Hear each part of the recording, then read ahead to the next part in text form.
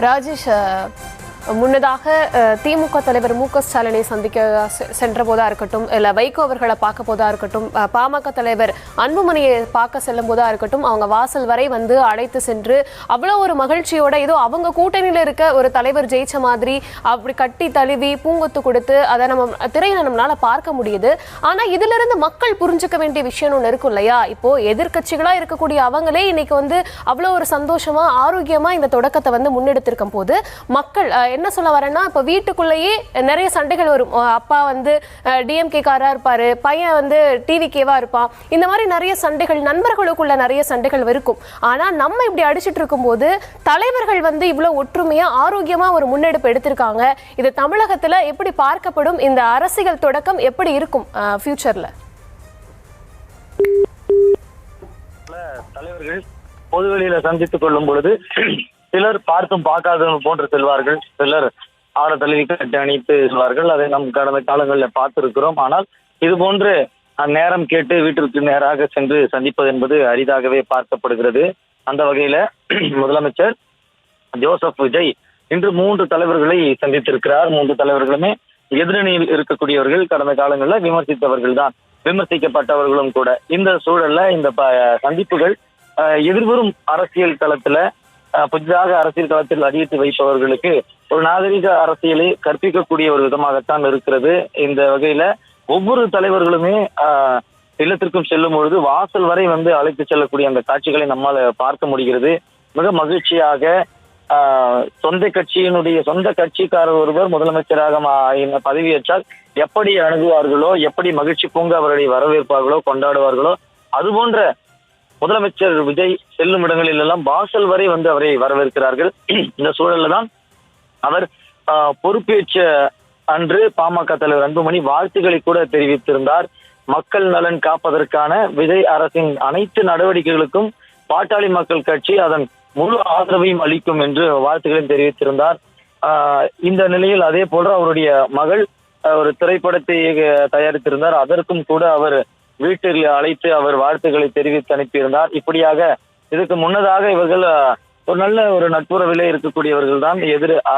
அரசியல் களத்துல கருத்துக்களை தெரிவித்திருந்தாலும் கூட தனிப்பட்ட வாழ்க்கையில அவர்கள் இணக்கமாகவே இருக்கிறார்கள் என்றும் கருதப்படுகிறது.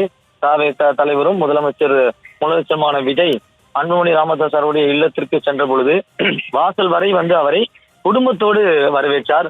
பூங்கொத்து கொடுத்து மகிழ்ச்சி பொங்க அவரை வரவேற்று வீட்டிற்குள்ளே அழைத்து சென்றார். அப்பொழுது சௌமியா அன்புமணி மற்றும் அன்புமணி ராமதாஸ் இருவரும் இணைந்து அவரை வரவேற்று உள்ளே அழைத்து சென்றார்கள். அவர் உள்ளே அழைத்து சென்று அவர் இல்லத்தின் உள்ளே காத்து கொண்டிருந்த அவருடைய மொத்த குடும்பத்தினரையும் அறிமுகம் செய்து வைத்தார். அன்புமணி ராமதாஸ் அவருடைய மகள்கள் மற்றும் அவருடைய பேர குழந்தைகள் என அனைவருமே அவருடைய இல்லத்தில் முதலமைச்சருக்காக காத்து கொண்டிருந்தார்கள். முதலமைச்சர் வந்தவுடனேயே அவர் பொன்னாடை அணிவித்து குடும்பத்தோடு புகைப்படம் எடுத்துக்கொண்டார். தற்பொழுது சட்டமன்ற உறுப்பினராக தேர்வு செய்யப்பட்டுள்ள சௌமியா அன்புமணியும் அவருடன் இருக்கிறார். முதலமைச்சர் அன்புமணி ராமதாஸிற்கு பொன்னாடியை அணிவித்தார். அதன் பிறகு அவரும் பதிலுக்கு பூங்கொத்து கொடுத்து பரஸ்பரம் அவர்கள் உரையாடி கொண்டிருக்கிறார்கள். இந்த நிலையில் தான் அவர் அன்புமணி ராமதாஸ் அவர்களை சந்தித்து வாழ்த்துக்களை பெற்றார். வாழ்த்துக்களை பெற்ற பிறகு அவர் அன்புமணி ராமதாஸ் அவருடைய ஒட்டுமொத்த குடும்பத்தாரையும் சந்தித்து அறிமுகம் செய்து கொண்டார்கள். அன்புமணி ராமதாஸ் அவருடைய 3 பெண் குழந்தைகள் இருக்கிறார்கள். அவருடைய குடும்பத்தார், அவருடைய பேர குழந்தைகள் என அனைவரையும் ஒவ்வொருவராக அன்புமணி ராமதாஸ் முதலமைச்சருக்கு அறிமுகம் செய்து வைத்தார். அதன் பிறகு தமிழக வெற்றி கழகத்தினுடைய பொதுச் செயலாளர் மற்றும் அமைச்சருமான என் ஆனந்தியும் அன்புமணி ராமதாஸ் அவர்கள் பொன்னாடை அணிவித்து அவர் வரவேற்றிருந்தார். அந்த காட்சிகளை நம்மால் தொலைக்காட்சியினுடைய திரையில் பார்க்க முடிகிறது. வாசல் வரை வந்து அன்புமணி ராமதாஸ் மகிழ்ச்சி பொங்க தமிழ்நாடு முதலமைச்சரை அழைத்து சென்றிருக்கிறார். இன்றைய தினம் கிட்டத்தட்ட 3 கட்சி தலைவர்களை விஜய் சந்தித்திருக்கிறார். இந்த சந்திப்பு அரசியல் சூழல்ல ஒரு ஆரோக்கியமான விஷயமாகவே பார்க்கப்படுகிறது.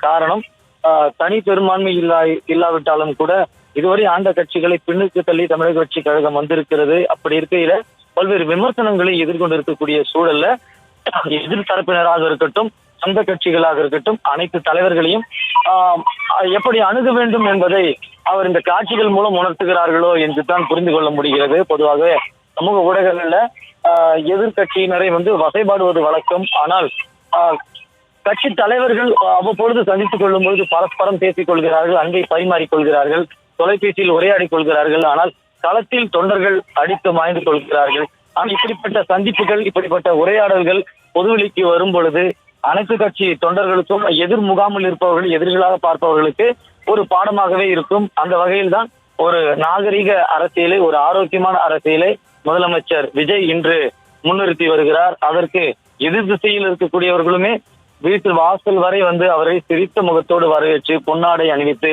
பூங்கொத்து கொடுத்து, அவருக்கு வாழ்த்துக்களை தெரிவித்து பரஸ்பரம் உரையாடி கொண்டிருப்பது என்பது இந்த அரசியல் களத்துல ஒரு திருப்பு முனையைத்தான் ஏற்படுத்தியிருக்கிறது என்று கூறலாம். காலையில சட்டப்பேரவைக்கு சென்ற தமிழ்நாடு முதலமைச்சர் விஜய் அங்கு சட்டப்பேரவையில் வேலைகளை சட்டமன்ற உறுப்பினர்களுக்கு பதவி பிரமாணம் முடித்த பிறகு, பதவியேற்ற பிறகு சபாநாயகர், துணை சபாநாயகர் தேர்வுக்கான அந்த படிவம் கொடுக்கப்பட்டது. அனைத்து பணிகளையும் சட்டப்பேரவையில முடித்துவிட்டு அவர் நேராக முன்னாள் முதலமைச்சர் மு.க. ஸ்டாலினை சந்தித்தார். அங்கு செல்லும் பொழுதும் கூட எதிர்கட்சி தலைவராக இருக்கக்கூடிய உதயநிதி ஸ்டாலின் அவர் தழுவி கட்டி அணைத்து உள்ளே அழைத்து கருப்பு சிவப்பு புத்தகத்தை கொடுத்திருந்தார். அதே போல அண்ணா நகரில் இருக்கக்கூடிய மதிமுக பொதுச் செயலாளர் வைகோ இல்லத்திற்கு செல்லும் பொழுது கூட வாசல் வரை அவரை வரவேற்று சென்றார்கள். அங்கு இரண்டு கட்சி தொண்டர்களுமே முதலமைச்சரை வரவேற்றார்கள். முதலமைச்சர் வருகிறார் என்றால் அவருடைய கட்சி தொண்டர்கள் வரவேற்கிறார்கள் என்பது ஆச்சரியமில்லை. ஆனால் அங்கு மதிமுக தொண்டர்களுமே அவர்களுடைய கட்சி கொடிகளை பிடித்துக் கொண்டு விசில் அடித்து முழக்கங்கள் எழுப்பி முதலமைச்சரை வரவேற்றார்கள் என்பது ஒரு ஆரோக்கியமான ஒரு நகர்வாகத்தான் பார்க்கப்படுகிறது. இந்த சூழலில் இன்று மட்டுமே 3 கட்சி தலைவர்களை சந்தித்து வாழ்த்துக்களை பெற்றிருக்கிறார். விவரங்களுக்கு நன்றி ஜெரி. செய்திகளை உடனுக்குடனும் துல்லியமாகவும் தெரிந்து கொள்ள சப்ஸ்கிரைப் பண்ணுங்க.